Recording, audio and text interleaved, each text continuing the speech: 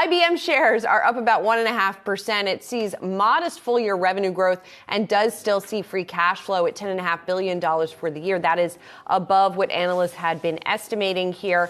And the company says sales are going to increase 3 to 5% this year, in addition to affirming that free cash flow forecast. You see there the numbers last quarter, revenue missing a little bit, earnings beating as well. And the CEO, Arvind Krishna, did tell Bloomberg that there was some softening going into the end of the first half, but he thought that growth would improve at the end of the year. There's also sort of the support of the dividend yield for, even for a company like IBM, which is kind of interesting here, that there is that impetus for people to look at the stock because of it. You know, for companies like IBM, there are perhaps no two sexier words than artificial intelligence this earnings period as well. And they talked about that. They certainly are leaning further into the AI kind of landscape and a lot of the fodder for conversation.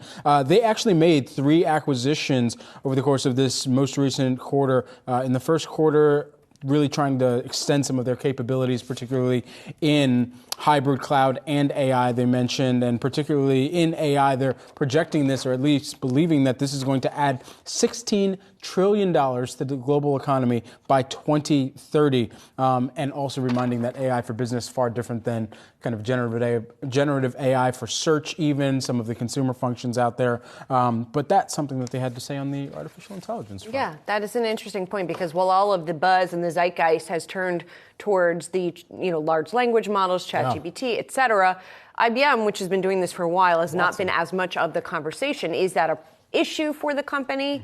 As you said, it's arguing no, but I guess we'll see if any of its clients do turn. I mean, certainly, there are business applications of the newer kids in town as well. Yeah, largely on the cybersecurity front. They've already had a hand in that game on the artificial intelligence front. I've actually seen some of their artificial intelligence in person. They give some tours around the U.S. Open, actually. A couple of years back, I was able to check that out. And it's remarkable how many people are trying to hack into the U.S. Open data.